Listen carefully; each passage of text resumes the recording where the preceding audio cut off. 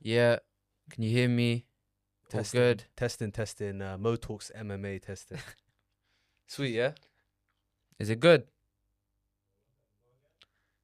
Who, me? Yeah. 1, 2. 1, 2, 3. Testing. 1, 2, 3. Mo Talks MMA. Yes, people. And welcome back to Punches and Pundits. Now, before we start, make sure to like, comment, and subscribe to the YouTube. And if you are listening to any sort of audio platforms, make sure to download the episodes. Now, a couple hours ago, we had UFC 319, and it was one of the most anticipated main events for me. Like, how many times did we sit here and say, this Dricus Chimaev fight, oh my gosh, all the possibilities. If Dricus wins, is he on course to be the best middleweight of all time? Chimaev, he still is one of the best. No, bro. I'm gonna go. I'm gonna go on a tangent in a second. But and Chimaev, like, if he beats Dricus convincingly, what does it mean for him? Now, I think I don't want to discredit Khamzat here. I really don't, because what he did is extremely impressive. A 50-44? Yeah, across the board as well. Dominating Dricus du Plessis for 25 minutes. I don't care who you are, but that was in no one's script. The script was Khamzat wins early or Dricus comes on strong late. Those were the two narratives. You couldn't tell me that there was going to be a possibility where Khamzat would completely and utterly dominate Dricus for 25 minutes. Now, the point that I want to make, right, is I'm going to start with Dricus. Bro, it was like it was his clone. It was like it was his twin brother. You know, in Embedded, when you see his twin brother, it was him in the octagon. Are they twins, those two? Bro, I don't know. They might be twins, or they're similar in age, but that was his brother in the octagon. That it had to be. It had to be. How are you telling me that this is Dricus du Plessis, who was 9-0 in the UFC, right? Who's beat the who's who. Only Khamzat was the only one that he hadn't beat. Adesanya, Strickland twice, Whittaker. Now I get it's the wrestling that was the main issue yesterday, but to not even, 8 seconds in you get taken down and you lose the whole round, and then it's the energy expenditure that Chimaev he was fresh. It was harder for him to take down a Kevin Holland or Li Jingliang than it was a Dricus du Plessis. Did Chimaev even get hit? I don't think he got hit at all, bro. That was probably that was one of the most dominant performances from a contender in a title fight ever. Like, bro, it was ridiculously dominant. And I've always said this here with Dricus du Plessis, he's always had that suspect takedown defense. And I sort of mentioned that there's going to be a day where he's made to pay for it. And yesterday was that day, or early hours, it was that day. And look, he got taken down by Derek Brunson. He got taken down by Darren Till at one point. He got taken down by Robert Whittaker. I'm pretty sure Strickland took him down at least once in one of the two fights. Dricus, when you're up against a guy like Chimaev, whose wrestling is on a different level, whose top control is on a different level, Chimaev didn't even need to land any ground and pound, bro. Bro, he had him in a crucifix. Anyone who knows grappling, bro, that's one of the most disrespectful positions. 5 times. He did not respect Dricus's grappling one bit. He had him in a crucifix. He made no attempts to go for a Kimura or anything like that. He just held him there and was just tapping him on the head. It was giving him little taps. Bro, it was a disrespectful performance. He big broed him. But he destroyed him. The point that I'm gonna make, right, is, and my statement is, that is a top 3 most underwhelming fights of all time. And I think I can't lie to you, yeah. But we talk about fights like this where if they fight 10 times, who wins? I can't lie. I don't see a world where Dricus wins unless he can drastically improve his takedown defense. On the feet, you could see Chimaev didn't really want to engage. Maybe later on in the fight, but majority of the fight, he didn't want to engage on the feet. He respected Dricus' stand-up, yeah. Even though it's unorthodox, Chimaev showed him that respect. But if Dricus does not make drastic changes to his grappling or his grappling defense, if these guys fight 10 times, and that's your line, that's something you always mention. What happens if they fight 10 times? Bro, Chimaev wins 10 times. Chimaev wins 10 times. There's not a world where Dricus wins. Bro, he didn't win a round. He won. In the fifth round, he had a little. He won a minute of the 5th round. Yeah, where he showed heart, and people were saying if the fight goes longer, he wins. It's just like dead ass. Like, I'm not even joking, right? I watched the Kevin Holland Khamzat Chimaev fight not that long ago, It was harder for Khamzat to take down Kevin Holland than it was Dricus But Duplessis. to give Dracus some credit, he did have good submission defense. To be fair, Chimaev had his back for quite a bit. He couldn't get the hooks in to get him with the rear naked. You know, he didn't let him get a Kimura when he was in the crucifix position. And to be fair to Dracus, he didn't let Chimaev land ground and pound. He held him in close. So he showed good defense from a ground and pound standpoint, but his takedown defense was shocking, and his corner work was shocking. Yeah, it wasn't he's all smiling. It wasn't in English. I can't lie, it wasn't in English, but Yeah, listening to the translation, it like Dutch. no, it's in Afrikaans. But listening to the translation, he kept saying, "Oh, you lost a round. You lost a round." He wasn't giving him technical advice. All right, how to stop the takedown, or what shots to throw. All right, going with this combination, or no, hit him with an uppercut as he comes in, or something. Like, give him some tactical advice. And I thought it was poor corner work as well. Obviously, no, but I get Dricus smiling. I get Dricus smiling in the first round because the whole narrative is Khamzat's gonna come in strong, and you know what I'm saying. But why are you smiling in the second, third, fourth round and bringing up the crowd? You're getting smoked. You're getting dealt with. Do you know what I'm saying? It's like. This is. Oh, Chimaev can fight. Chimaev. No, yeah. When's the next pay-per-view? They want to put him on 321 at Abu Dhabi. He can fight before that. But he took no. 320 is packed though. Yeah, he needs to fight that because the thing is, bro, he took no. Yeah, that's another question. But we'll get to that. The thing is, bro, he took no damage. I can't lie, it was a mismatch. I did not expect that. I can't lie. I'm fuming, bro. No, I can't lie. I might just go off on a bit of a tangent as well. Yeah. There was boxing on earlier in the day as well. Yeah, I thought it was going to be a bit of a back and forth. Dylan White, Moses Atama. But it's similar vibes, minus the knockout. Just so dominant. I was just in shock. I was just watching it. I was in shock. It was mental, bro. It was insane. But I'm telling you. Would you make of Strickland coming out saying... Strickland, I'm not taking... Khamzat would kill Strickland. Like, he would kill him. Who beats him? Who beats him? Well, we'll get to that. Who wins a round against Chimaev, bro? There's a few people that got a shot. Who wins a round? But the last bit I will say about that is just that Dricus didn't even get Khamzat to drain his gas tank, bro. In the 5th round, he was still chilling. How?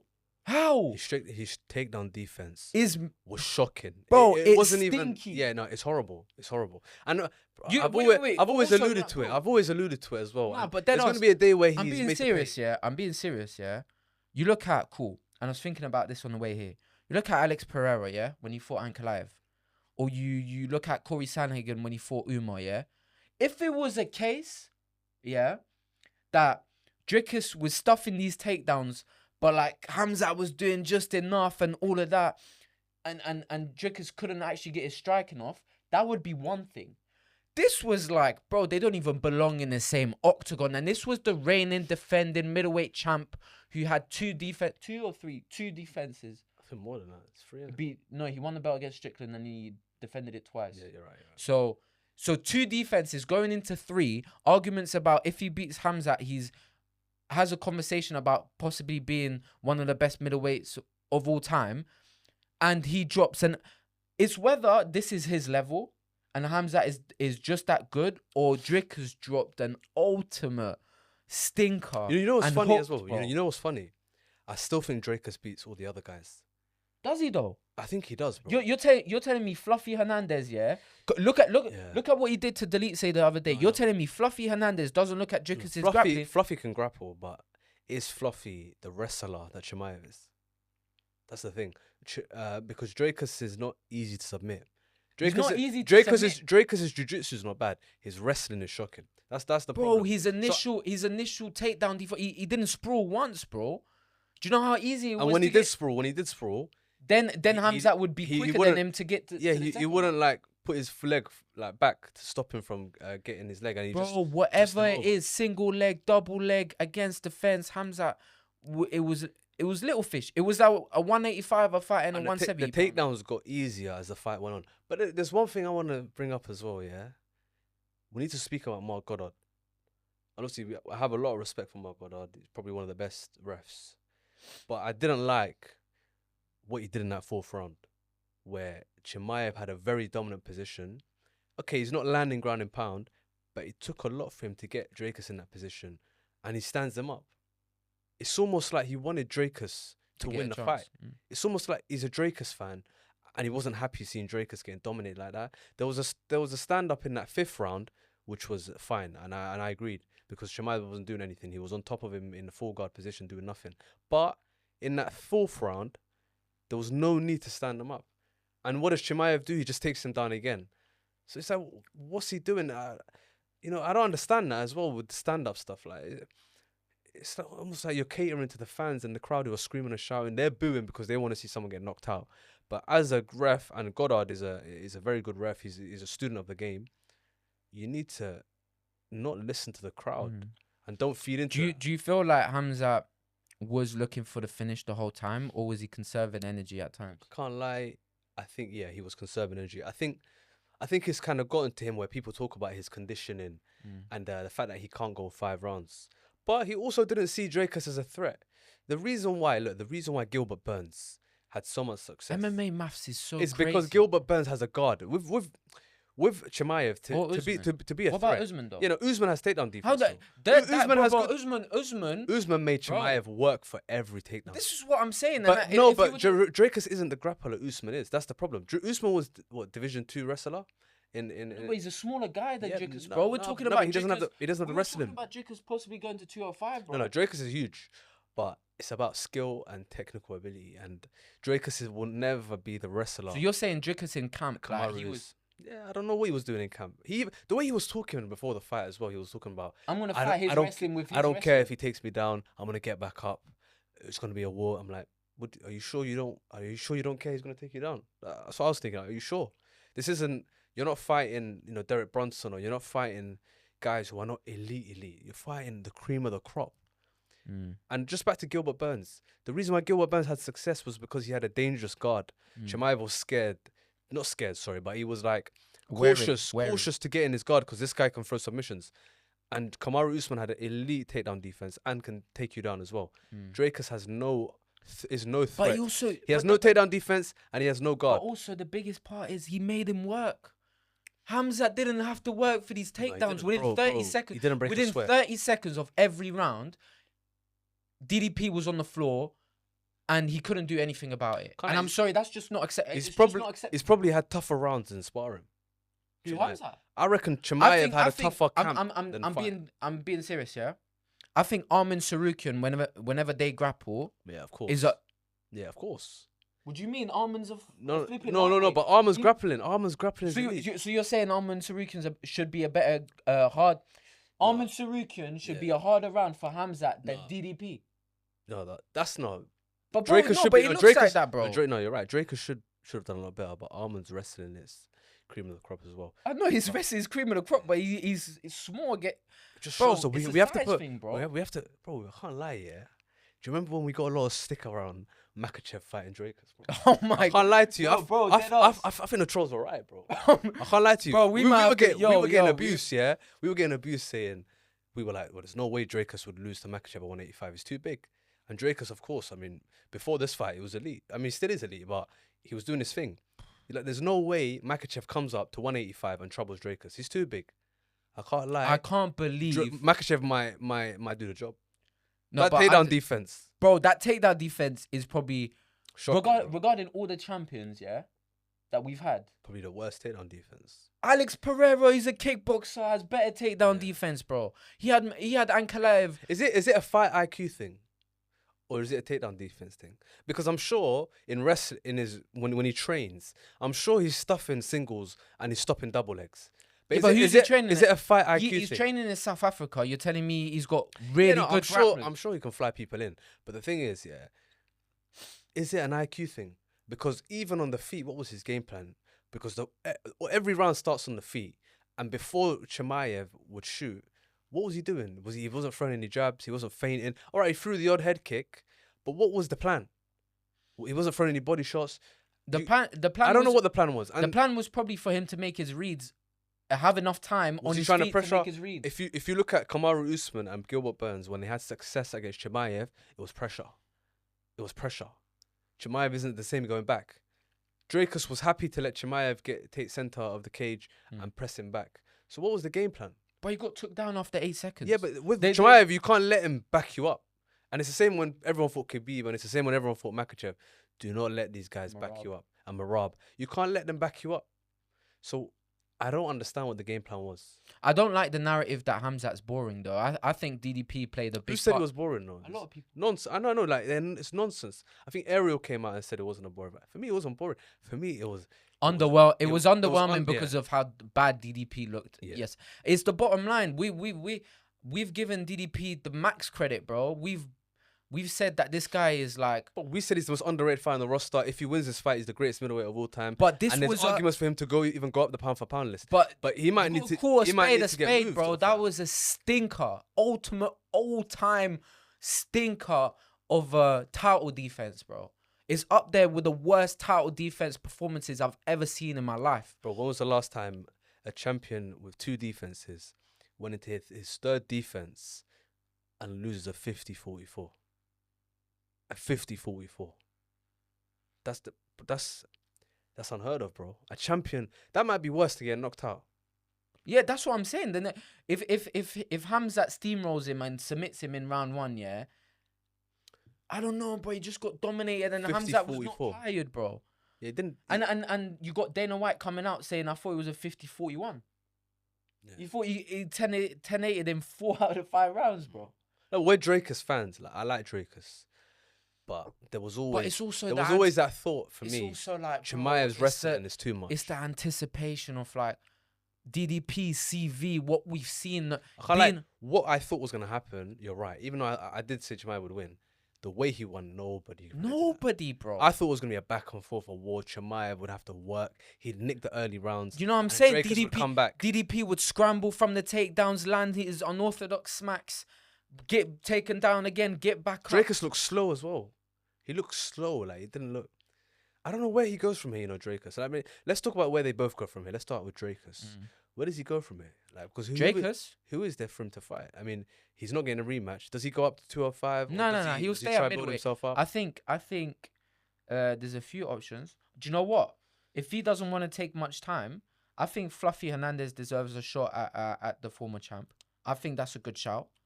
But that's a bad matchup for DDP if that's his wrestling level. Would you want to do RDR possibly? Or RDR? Because obviously they're saying Imavov Baralio, the winner of that fights Chimaev. So RDR's waiting. People are saying that if Imavov... And RDR's a wrestler, so we'll see if Drakus can work on that. People are saying that if Imavov wins, he defo gets the shot. If Baralio wins, they might do one last fight with RDR. Maybe. That's a bit harsh on Baralio. If he beats Imavov, give him the shot. Yeah? Yeah, give him the shot. I think because if Imavov wins, he'll get the shot. Khamzat and Baralio have trained, and apparently Baralio's food for Khamzat. Yeah, let him. I mean, I think a lot of guys are food for Khamzat. The interesting matchup is RDR. You don't give Hernandez a shot? And now Hernandez, we need to see him against a Drakus level opponent. Delete say, even though he's good, he's not that caliber. If Hernandez can do that to a top 5, top 6, then you have to take him seriously. It's like RDR before he beat Whittaker. We were a bit wary, but now that he's smoked Whittaker, no, he never smoked him to be fair. Yeah, he didn't smoke him. It was a back and forth, but he did beat. He showed his chin in that fight. Showed his chin, yeah. And those knees are mental, bro. No, RDR. It's like people think he's spamming knees, but he times them so well. But yeah, I thought, yeah, man, I just. So that was like, I'm being serious. This was my most anticipated. You're in shock, aren't you? Like, bro, this was my most anticipated fight of the year. Above Topuria Charles, above Dustin and Holloway, above Ankalaev and Pereira 1. Like all of these top level scraps. This was it. When this was we were talking about it. The moment Chimaev beat Whittaker, it was like countdown to the DDP fight. And I'm there at 6 a.m. and I'm gobsmacked. I can't believe it. I'm like, what is this? The last time I had this feeling, was, I remember exactly. Adesanya against Romero, bro. Adesanya against Romero. I swear I had the same feeling. I thought that was about to be a movie, and it was a stinker. Now, I'm not putting the Adesanya Romero fight was way worse than this fight, because it was no one was doing anything. But the actual feeling of just like, raw, like this wasn't even competitive, and I thought this would be. I thought this would be a fight that we see once, twice, 3 times, bro. I'm being serious. I thought this is like... potentially a trilogy. Drakus might go down a losing spiral now because people are gonna work him out now. They're like, this guy has no poor takedown weakness. defense. This guy, like, the fundamentals are non-existent. And DC was talking about it in commentary as well. He was like, Khamzat's just a step ahead. He was talking about when Khamzat was on his back, and he was like, these are things you learn as a kid on the mats. It's like, bro, but yeah, bro, there's levels to this game. But now, and unfortunately, Khamzat is just that different level, and I can't lie to you. But he didn't have to. Like I said, he didn't have to work for it. So it's one of them ones where he cruised. Yeah. So maybe. Well, Khamzat's just a different guy. At 185. Maybe Khamzat was really killing himself at 170. Yeah, but not only that, because he fought at 185 against a 10-day notice Usman and was struggling. So I don't think it's just a weight thing. No, but with Usman as well. But with Usman, that wrestling is different. I think. Do you know what? I have to give Khamzat his credit. If we would have sat here and he submitted DDP in the first round, we'd be like, oh my gosh, Khamzat's better. Like, he's confirmed that he's. But it's like, I also have to give him credit. This is more impressive. He made someone that we really thought was gonna give him the hardest fight of his career. Yeah. And I swear he could have fought again that night. Of course, bro. This is more impressive than that Kevin Holland win. Even though Kevin Holland, and not even because of the names, to dominate someone over 5 rounds for me will always be more impressive than getting that first round or second round submission. To dominate the way he did. So with Chimaev though, just one more thing. He's coming for that pound for pound number 1 as well. I think so. I can't lie. After a performance like that, where's Drakus in the pound for pound before they change it? 6 or 7, I think. He's up there. Yeah. He's coming for that pound for pound, bro. Unless if Makhachev, how are you gonna move the people that are there? Yeah. No, as in it's coming. I'm not saying he's pound for number 1 yet. No, I know, but who's he gonna move?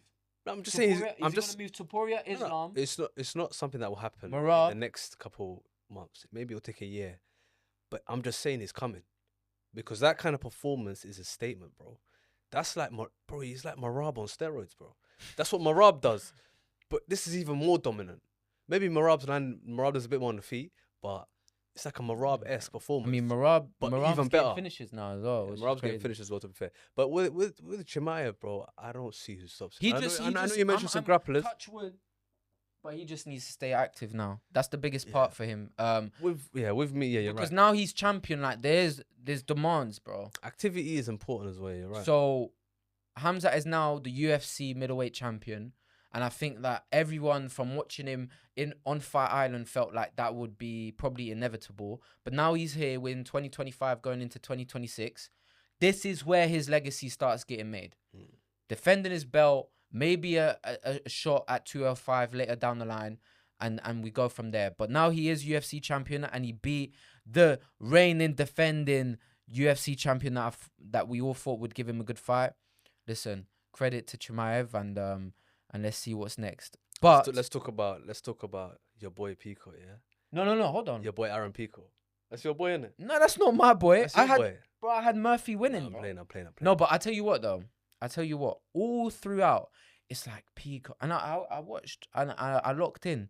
And of course, Pico's hands, like, you know what I'm saying? He loves the hooks to the body and he's violent, he's vicious. He wants to hurt you. But who he reminded me was, he was like a baby Chandler in there. He was like a 145 Michael Chandler in there. Super aggressive. And for the first 2.5 minutes of that fight, it was working. He had Murphy on the back foot, landed some good smacks. But this is where I think his fight IQ or either the bright lights of the UFC, I don't know what it was. But Murphy, if you remember correctly, Murphy was against the fence and he landed a knee. Yeah, and it was a clean knee, but it was to the chest. But the whole crowd went, "Whoa!" Before it was to there. But that was the warning sign. That was the warning sign. You keep on pressing forward, thinking I'm gonna crumble this guy. Yeah, because you're this aggressive, like the adrenaline. UFC debut. I swear, if I win this fight, I got the title shot. If I knock him out, I got the title shot. And looking at the finish again, he's there. He's jumping. He's about to land. Yeah, he wants to land. He goes to the right, yeah? He just moves just slightly. And the fact that Murphy saw that opening, and I'm telling you, even in his post-fight thing, he said he was too aggressive. And I was going to use that aggressiveness against him. And he did. He saw the opening, and he was an absolute, chef kiss. Chef kiss. Back fist, bro. Put some respect. Back elbow, should I say. Put some respect on Murphy's name, yeah? Because even Pico, like, as talented as he is, before the fight, the guy's talking about Volkanovski. He's like, I'm going to do this to Volkanovski. Volkanovski's never fought a wrestler like me. Bro, you're up against the killer in Lerone Murphy, who's on an 8-fight win streak. Never lost. In one of the toughest divisions in the UFC. To go on an 8-fight win streak in the UFC is not easy to do. And at 145. And now it's 9. Yeah, now it's a 9-fight win streak. Lerone Murphy, is... Bro, people will say, bro, he might be one of the best fighters to come out of Britain right now. But who's the best? He might be the best, bro. After Aspinall. Yeah. The best English fighter. Edwards was there for a while. But he's after Paddy, Paddy, and Aspinall are sort of leading the line right now. Edwards sort of on a bit of a losing streak. But for him to go into that fight, Pico, with that disrespect, for me, he's not doing it intentionally, but that's disrespect for me, bro. Why are you talking about Volk? You've got a killer in front of you. Focus on him. And maybe on 3 weeks' notice as well. 3 weeks' notice as well. Bro, he showed him the level. And you know what? And even though he started well, you're right, too aggressive. And that's the story of his career, because even in Bellator, okay, he's knocking out guys who are not top guys. But anytime he made that step up, he'd be too eager and he'd get caught. And this is, bro, it's tough for him now. And he's a young guy. How old is he? 28. 28. He's been knocked out. That was a flatline. You know, that's not the first time he's been flattened like that, you know. He's had heavy knockouts in the past as well. So his chin at 28 is not... The medics were struggling to get his flipping mouth guard out of his mouth. He's going to be out for a while, bro. He's going to be out for a while now. The point that I want to make as well, is like... And where does he go from here? Where does he go from here? And we can talk about Bellator and PFL guys coming in. It's kill, yeah. We'll talk about him later as well. But the only one that's sort of holding his own MVP. Is MVP. MVP is doing his thing. But we'll talk about MVP. But going back to Murphy, I mean, his CV is solid, bro.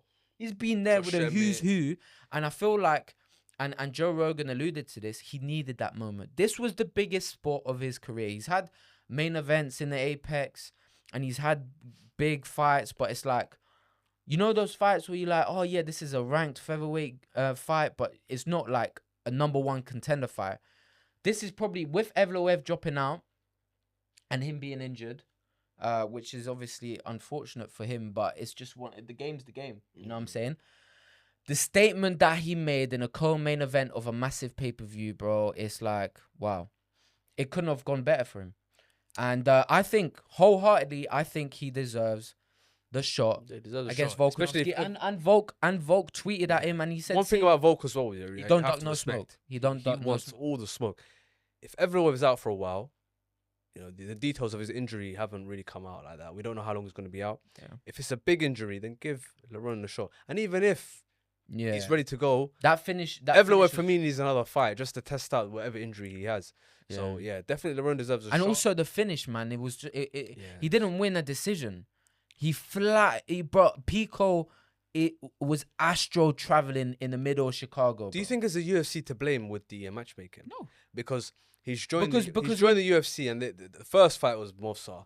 I told you Movsar was going to deal with him rough. I told you, but it never happened. The fight, and they give him Lerone Murphy, who's in the rank #6, 8-fight win streak, a top contender. They're giving him killers.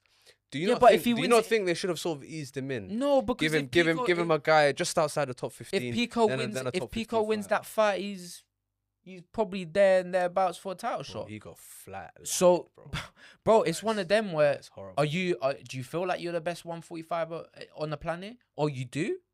Let's go. Bro, it's as simple as that, bro. I think Dana gets a kick out of it as well.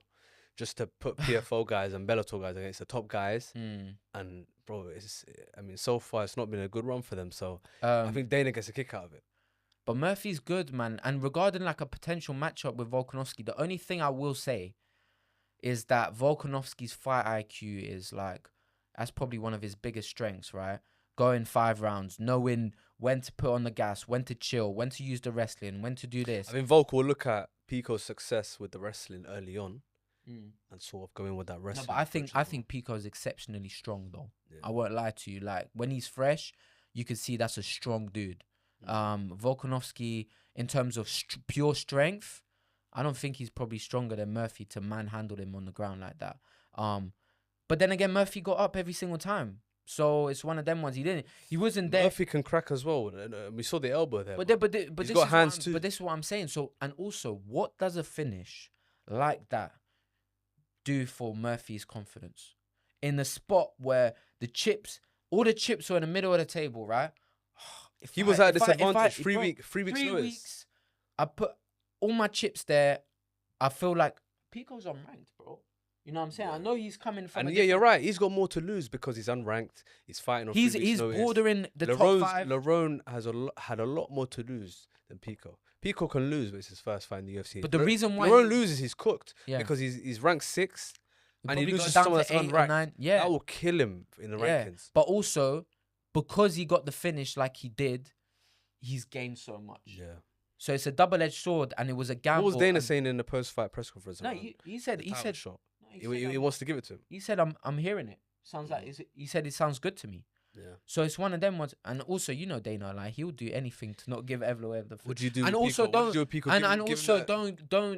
give me Yair Rodriguez. Yeah, don't do the Yair Rodriguez. Put Pico win there with Aljo, yeah. Oh yeah. Well, I mean, Aljo's fighting next week. Oh yeah. The winner of who's Aljo? Ortega. They, I mean, I think if Gene Silva flatlines Lopez. Yeah. Which I don't see him. Lopez is a good chin. I don't see it. But yeah, what do they do? What would you do with Pico? What would you do? Bro, back to the drawing board. Yeah, but no, as in, once he's ready to go, who would you match him up against? Probably a low top 15 guy. Like who? Like a Danny Gay or something. Yeah, he really can't lie. You're right. Danny Gay is a shot. Or like. What about Emmett? What's Emmett saying? Or Josh Emmett, yeah. I hear that. But genuinely, it's one of them where like, let me check the rankings. I don't think he gets a top 5 guy. He got flatlined. He lost to a guy outside the top 5 now, so he's. And the thing is, how long is it gonna take for him to come back?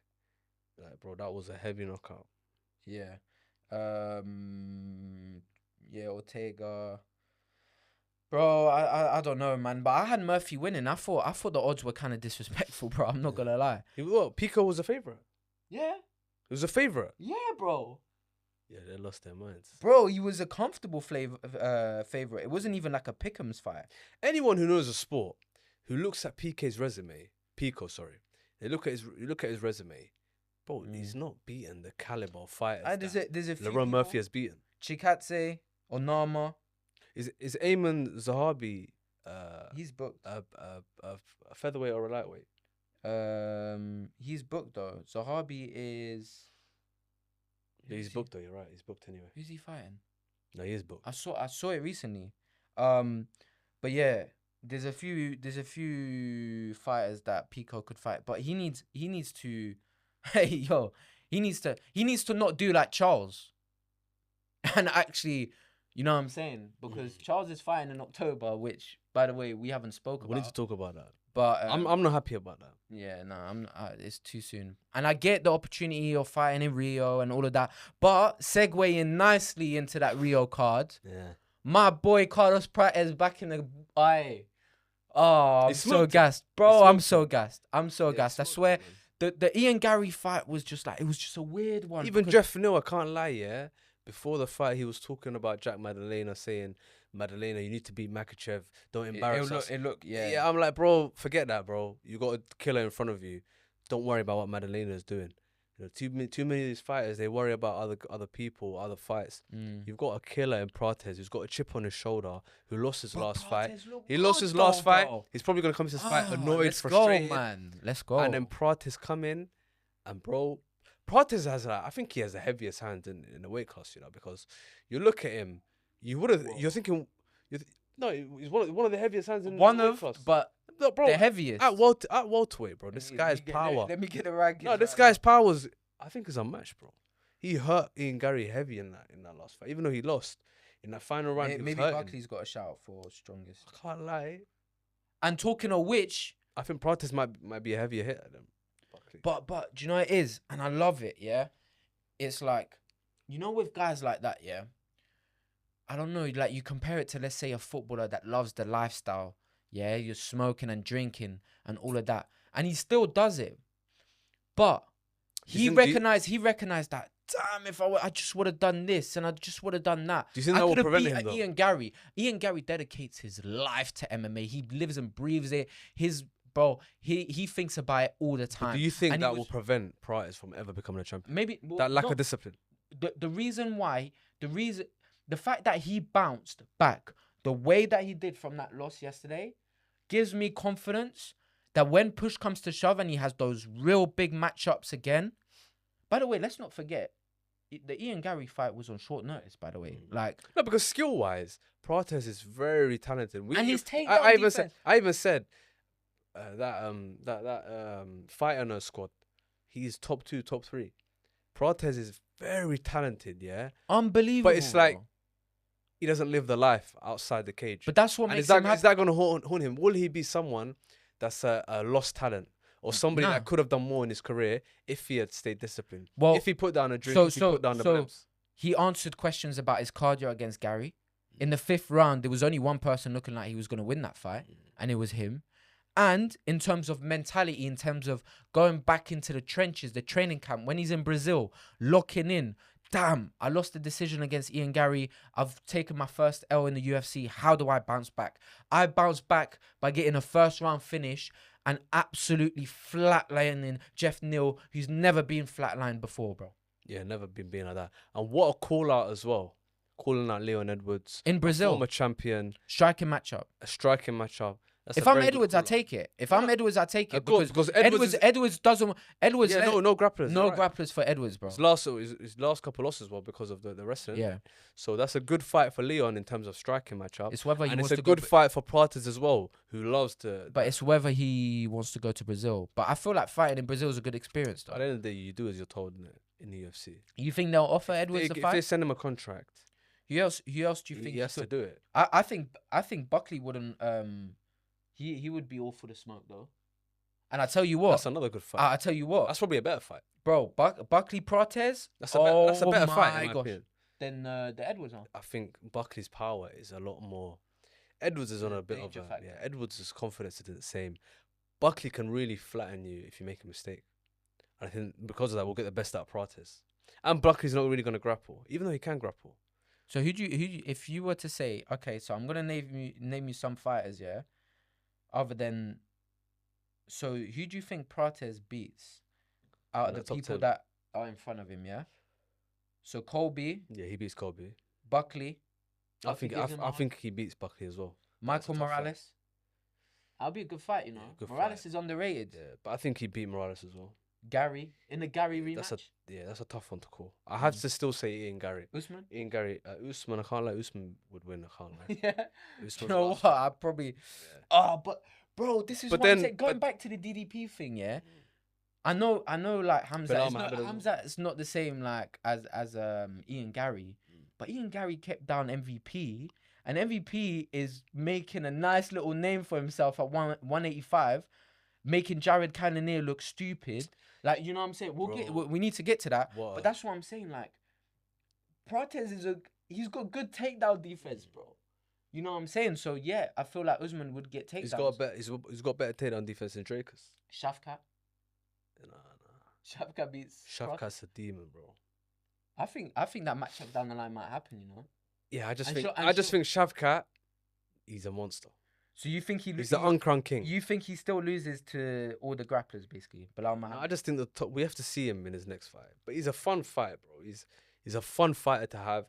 But your Sean Brady's, your Ian Gary's, you know, your Kamaru Usman's, your Bilal's, Shavkat. I think there'll be a tough fight. There will all be tough fights for Prates. Yeah, but Prates is the real deal. We all expected Jack Della. And then you got Makachev on top of that coming out. True. Yeah, but Jack Della has scrambles, bro. Jack Della. Did you see the scrambles Prates was doing against Gary though? But then it's not the same. Yeah, it's not the same. He's doing it against Bilal Muhammad, bro. Bilal is another guy who's underrated, another elite grappler. But it's a very good thing for Prates to do that. To bounce back. Because you've got a real exciting fighter. and I think he's becoming a fan favorite as well. 100% he's a fan. You know, but we knew about Prates. You knew about him a lot more before me, to be fair. You were talking about him before he was even ranked. This guy's the guy. He's the guy. I sort of took notice as he broke into the top 15. But now everybody is tapped in. And they know the threat he is. Prates is a monster. He's a serious guy. But yeah, going to Michael Venom Page, and I'm not gonna lie. I don't know, like, does Michael Venom Page stay at 185? I know he keeps mentioning like nonsense, bro. I don't know why he wants to go down to 170. It's nonsense, bro. This guy. You think he's cooking? Yeah, I don't know what's wrong with him, bro. MVP, bro. You beat Shara, who was hot property at 185. You beat him convincingly. Now you've beaten kind of near. Who's made him look stupid? Who's a monster knockout power? He's knocked out heavyweights, light heavyweights, at middleweights. You beat him, bro. Wasn't Cannonier not number 9 or number 8 or something like that? You've got a decent win streak. Why are you gonna go back to 170 where you had no success? Stay at 185. I wouldn't say no success. As in he beat Holland. He came up against Gary, but then he got out grappled by Gary, bro. That's not a good thing. Even though Gary's a good grappler, if you're getting out grappled by Gary, imagine what Sean Brady, Shavkat, Makachev, Bilal Muhammad, and Usman will do to him. Yeah, but that's like half of the top 10. Imagine what Khamzat or Derrida would do to him. No, he's not winning the belt. Okay, well, why is he there then? But there's some fun fights at 185 for him. There's some fun fights. Why can't you could even do Drake as MVP? So why can't they do? You could even do Drake as MVP. Why not? MVP against Leon Edwards. MVP will start emoting against Drake as your boy, man. You know, he said he would fight Prates though. Yeah, he wants to fight Prates in Rio, but that would be a crazy match. But that fight does nothing for Prates in terms of rankings. Because Prates, where's he ranked now? Prates. Nah, he'll be 10. 10. Fighting an unranked MVP at welterweight. Even though he's ranked at middleweight. No, but bro, he wants to fight for the belt. He wants to win a belt. He's calling out Leon Edwards for a reason, bro. He's looking to win the belt. He's got ambition. Okay, MVP's a name, but he's not ranked at welterweight anymore. So beating him does nothing for you. Do you know what I mean? Beating him does nothing for you. That's why Shara losing to MVP was so detrimental, because you're losing to a guy that's not ranked at your weight class. Do you know what I mean? Even losing, Cannonier losing to MVP is a killer for his, especially at 41. It's a killer for him because he's losing to a guy. Was he ranked before that? MVP, he wasn't ranked. Losing to guys that are not ranked messes you up. Do you know what I mean? Even Lerone Murphy, if he had lost, it messes him up because you're losing someone who's not ranked. You can get tossed out of the top 15 for that. So MVP, very good performance. He was in clinical, state, especially the first excellent defense as well. And his defense in the clinch and his takedown defense was immaculate. And he was enjoying it. It didn't feel like, other than the third round, but I think MVP was kind of navigating that round. He knew he banked the first 2 and he didn't want to get caught in something. So, in terms of the way he fights as well, like is the way he enjoys himself. Yeah, I like how the referee didn't get too involved. Remember with Dan Magliata, his nonsense back when he was in Bellator, where he was in the MVP was pretending to take a selfie and he took a point off him. Nonsense. Just let him. If you got a problem, some of these refs ultimately, you know, with people showboating, if you got a problem with it, knock him out. The guy is letting him showboat. If you want him to stop, tell the other guys, make him stop. Do you know what I mean? Yeah, make him stop. Just like, do you remember Gene Silva with Bryce? I'm thinking. For me, it's an art, bro. It's an art to do that. One of the best performances in a title fight ever. Yeah, it's what the fans want to see. Was Dominic Cruz against Garbrandt, and he was enjoying himself. Yeah, you know what I'm saying. So if you hit flow state, let the man hit flow state. But you're right. I don't know what's next for MVP, but he's not been a flop. No. After the Gary loss, you're like, damn, like it's not looking too good. But he's not in the category of like getting flattened. Yeah, he's not. He's shown that he's a top fighter. You can be a top fighter in Bellator or PFL and come over and be shown your level. But MVP has shown that he is the same level. He can mix it with the best guys. I think we can both agree on that. No, 100%. And another guy that came to the UFC with high hopes was Asakura. And boy, he's just, the deficiency in the ground game is silly. I know you're getting fed to the wolves with Pantoja as your first UFC fight. And losing to him is no real knock because Pantoja is one of the best flyweights we've ever seen. He's one of the best grapplers we've ever seen. So it's like one of them ones where like that can happen.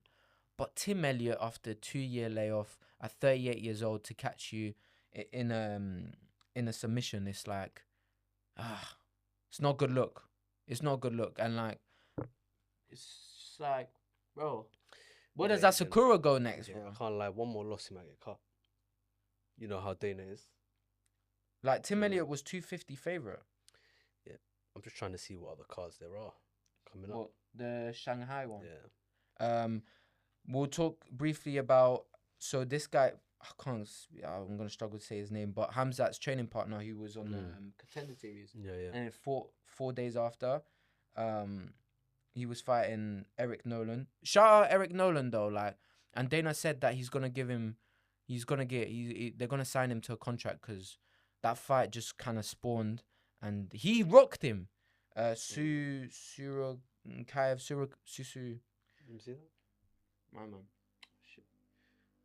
Yeah, Khamzat's training partner. Yeah, I'm you know what I'm saying? But I watched the Contender Series and he looked good there, and to fight 4 days later shows, you know, he's a serious guy, and he got the submission win, even though he got hurt. So we'll see how it goes. Mershaw, that was a heavy knockout. The ground and pound was nasty. Is a serious guy, you know. He's been here for time. Fast hands. And his issue was he used to fight too heavy. Do you remember? Was he not a heavyweight at one point? Or light heavyweight? He was fighting at heavier weight class, was severely undersized. And it came down. But yeah, that was a good finish. Mershaft, who's a former opponent of Chimaev as well. Yeah, who's a tough guy as well, Mershaft, but especially on the ground. Yeah, if it goes into the ground. On the feet, he's never had Andrade, Lupi, Godinez got the win. Chase Hooper against Hernandez, that was a good knockout. Underdog as well. I thought Hooper would win, considering like even Hernandez has been on for a while. Do you remember his fight against Cerrone back in the day? And he was on a hype. Yeah, did he not knock out Dariush as well? He flattened Dariush. That's how I'm pretty sure that's why he even got the Cerrone fight. So yeah, Hernandez has been around for a while as well. It was a good card. I can't lie. I enjoyed the card. Barboza against Closer. Yeah. How would you rate it? I can't lie. I'd give that 8.5. It's just maybe even 9 out of 10. It's just the main event.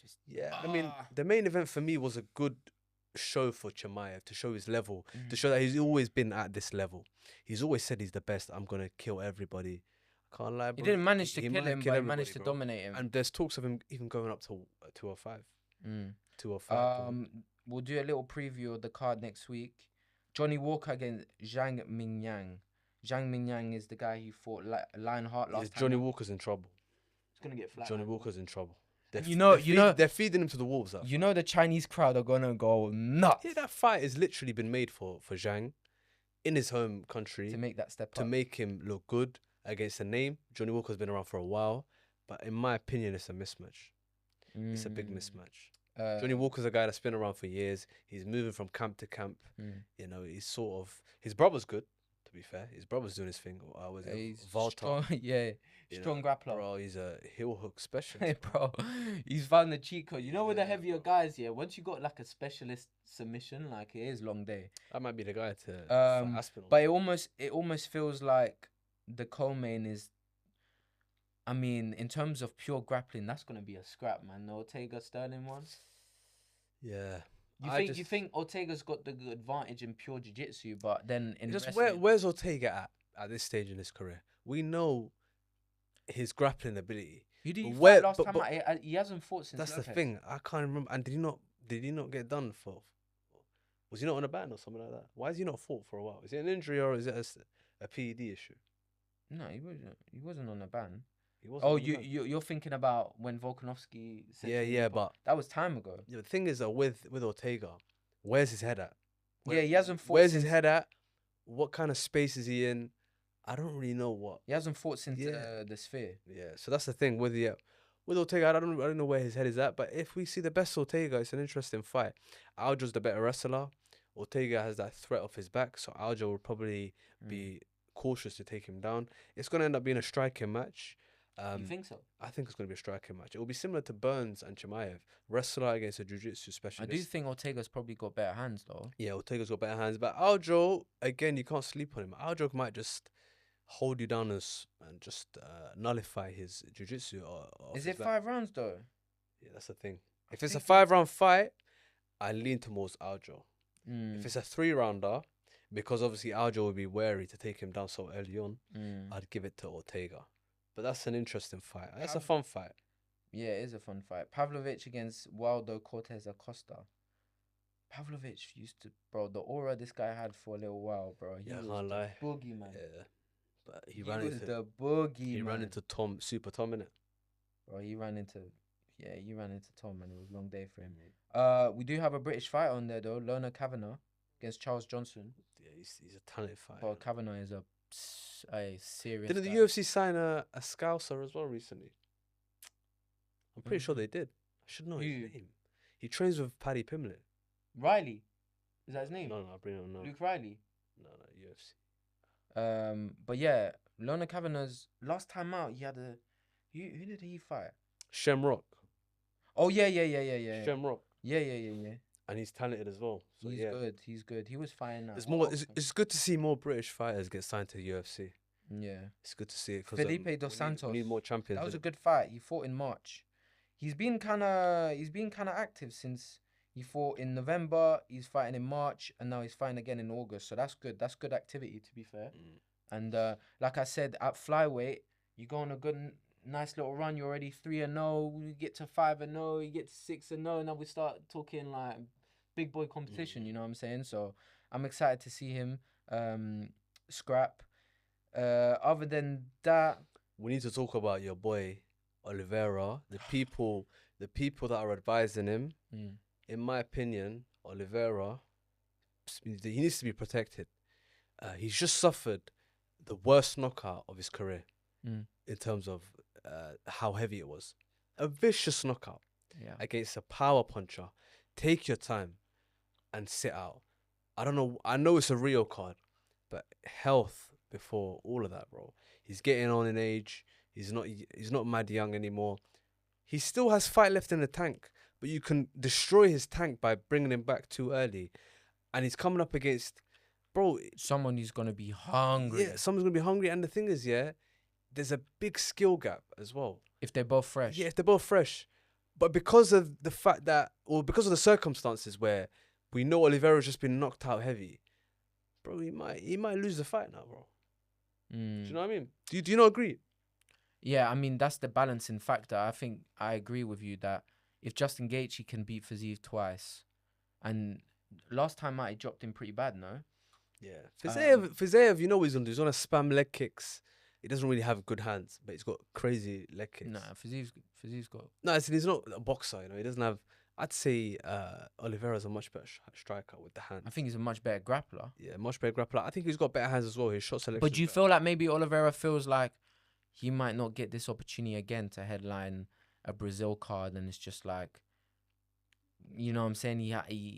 He's the one that's called the UFC and said, I need to do this, by the way. But what I just see, I just see Fiziev catching him with a head kick, bro. Serious? Because his chin's not going to be there. He's just got knocked out. He got flattened, bro. He's going to get hit with a head kick. You can see it. He's going to land a head kick, but a fresh Oliveira will be unfazed. Do you know what I mean? He's going to be unfazed. What if Oliveira comes in gun shy because he's just been knocked out cold? What if the confidence is not there? And we don't see the same Oliveira who pushes people back. You know, his signature left hook. I don't know what's going to happen, bro. But also, the people advising him are in the wrong in this position. He seems pissed. Like, obviously, Dan Hooker was like, that's a lifeless Charlie Olives. Like, why is he even taking this fight? And Oliveira was just like, you didn't take the fight, so why are you chatting type vibe. So, yeah, man, October's... It's from the finish Topuria handed him, it's not that Let's far. quickly touch on the boxing as well. Itauma, we touched on it a bit earlier. Moses Itauma, bro. Scary guy. The way he smoked Dylan White. Bro, this guy's hand speed and the way... He can't get in there with Usyk yet, though. Nah, not yet. He needs to take his time, but... Bro, he's landing punches like... But they were all temple shots, bro. That first shot that landed on the temple, you could see Dylan's his legs were gone. And the way he finished him after, took his time. He's a sniper. And he's 20. Bro, the guy's a kid. 20 years old. It's also, like I said, when it comes down to these big punches, these prospects, these guys that you think, oh my gosh, they got the touch of death or whatever.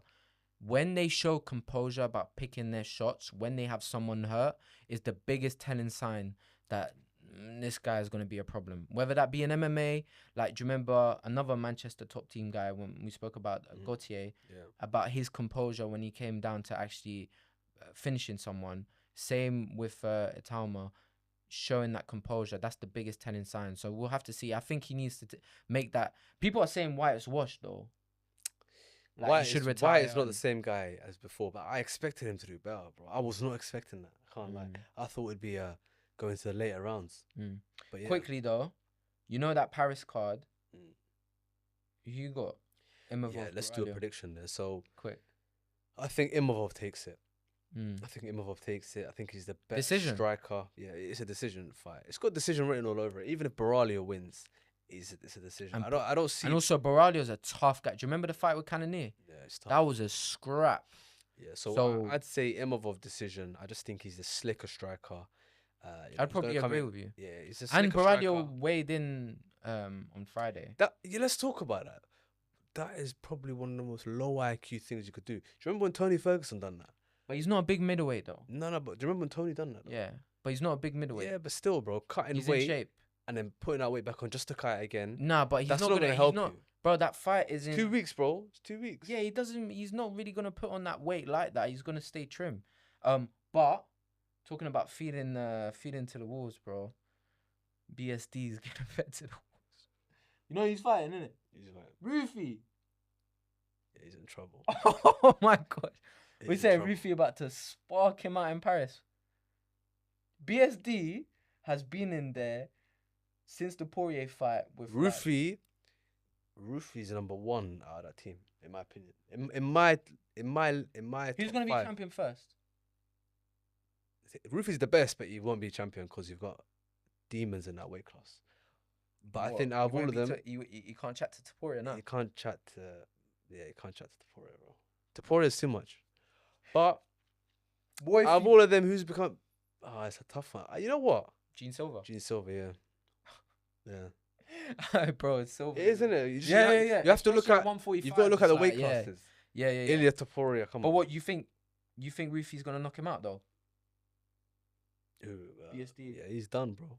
Rufy is finito. Yeah, and Rufy beats everyone apart from Ilya. In my opinion. At 155, he beats everyone apart from Ilya. In my opinion, yeah. He beats Paddy. He beats Armin.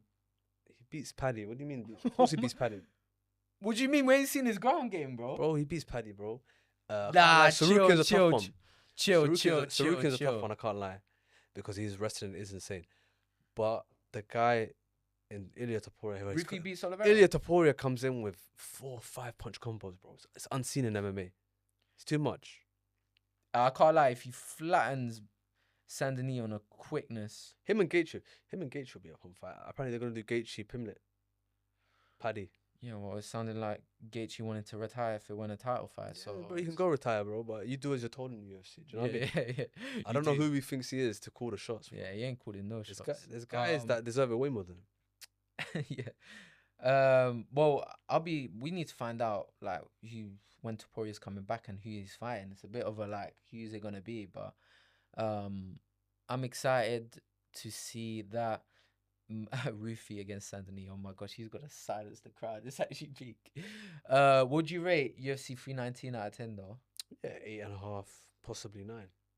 I think the main card, one of the best cards I've seen so far. Back-to-back elbow knockouts, bro. Never happened before.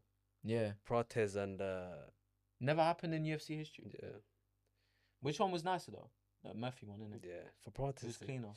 Yeah, Murphy because he walked into it. One was a buzzer beater though. Yeah. I'd say the Murphy was more vicious because the guy was actually out. Jeff Neal was out, but Pico was out. Yeah, but Jeff Neal had he had a gash, bro. They had to start sewing it immediately, bro. It was looking dark. Yeah, I'd rate it maybe a 8, but 7.5 actually, because I don't know. I'd deduct some points because that main event, bro. I'm still pissed about it. I'm gonna be pissed for time. But anyways. Thank you for tuning in. Make sure to like, comment, and subscribe on YouTube.